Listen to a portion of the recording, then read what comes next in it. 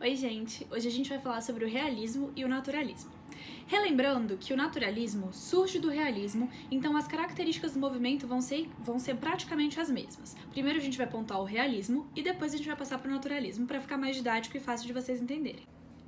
Começando com o contexto histórico, na Europa o realismo vai surgir num contexto de Segunda Revolução Industrial e no Brasil no contexto de Segundo Reinado. Nessa época também emerge o positivismo de Auguste Comte, que vocês devem ter estudado na sociologia. Além disso, o Darwin publica nessa época o seu livro de Teoria das Espécies, e com isso emergem teorias sociais, como o darwinismo social e o determinismo. O realismo, ele tenta fazer uma oposição ao romantismo e aos valores românticos de liberdade individual e de individualismo. O surgimento na Europa vai ser marcado pelo lançamento de Madame Bovary, de Gustave Flaubert, não sei falar muito bem, e esse surgimento vai ser na França, lembrando que a maioria dos movimentos literários vão surgir na França, e no Brasil o surgimento vai ser marcado pelo lançamento do livro Memórias Póstumas de Brás Cubas, de Machado de Assis.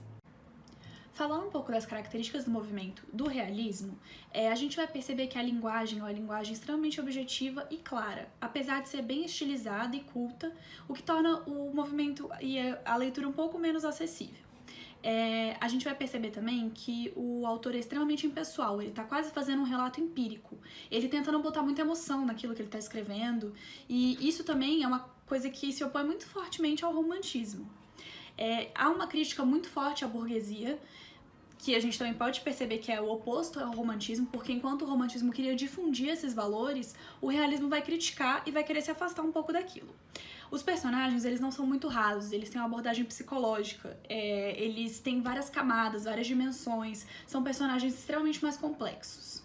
E além disso, a gente tem o fim da idealização, ou seja, enquanto o romantismo trata de amor, do casamento, de religião e etc., o naturalismo vai falar de adultério, de miséria, da não ascensão social, do fracasso. Então a gente vai ter uma perspectiva bem mais dura e bem mais honesta da realidade. Falando um pouco dos autores e das obras, os mais emblemáticos, a gente vai ter o Gustave Flaubert, que vai ser francês, o Eça de Queiroz, que vai ser português, e depois vocês deem umas pesquisadas nas obras, mas creio que no contexto de Enem não seja tão expressivo, mas é bom dar uma pesquisada. Aqui no Brasil, a gente vai ter o Raul Pompeia com o livro O Ateneu e o Machado de Assis, o Cânone, que vai abrir o movimento com Memórias Póstumas de Brás Cubas, que também escreveu livros como Dom Casmurro, Quincas Borba, entre muitos outros, e que vocês terão uma aula bem específica só para Machado de Assis, porque ele realmente, no contexto de vestibular, ele é o que mais cai. Nós vamos abordar agora o naturalismo. Primeiro, o naturalismo ele vai derivar do realismo, como eu havia dito. O naturalismo, ele pretende dar um maior valor objetivo ao realismo e aos relatos do realismo. Ele vai se concentrar em tópicos mais sombrios, enquanto o realismo só vai se concentrar no cotidiano, em relatar um cotidiano das pessoas. Pra gente ter em mente, a principal diferença entre os dois, apesar de ser uma linha bem tênue, a diferença principal é que o naturalismo ele vai ver o homem como produto do meio, ao invés de só sua interação. E isso baseado nas teorias sociais que emergem na época. Então, basicamente, o naturalismo vai ser o realismo, só que influenciado de teorias científicas, que embasem e deem um pretexto conciso para tudo que o realismo explora.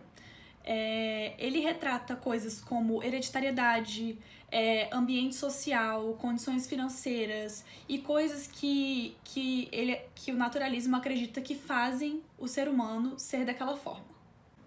Agora falando um pouco dos autores naturalistas, o início do naturalismo vai ser marcado na França, como de costume, com o livro Thérèse Racan. Gente, eu não tenho certeza se assim se fala, porque eu não falo francês, mas eu vou deixar o nome pra vocês. Que foi lançado pelo autor Émile Zola e foi o marco de início do naturalismo. E aqui no Brasil, nós teremos o Aloysio de Azevedo, que vai ser o precursor do naturalismo, e com diversos livros, mas os mais expressos vão ser O Cortiço, que eu recomendo muito que vocês peguem um resumo na internet, porque é um dos livros que mais cai em vestibular e É um livro que vai retratar a subvida que as pessoas levam numa moradia popular, que era uma moradia bem comum à época, e ele vai retratar isso de uma forma bem descritiva e vocês vão perceber bem melhor do que eu tô falando. Então é isso sobre o realismo e o naturalismo. Espero muito ter ajudado vocês e até a próxima.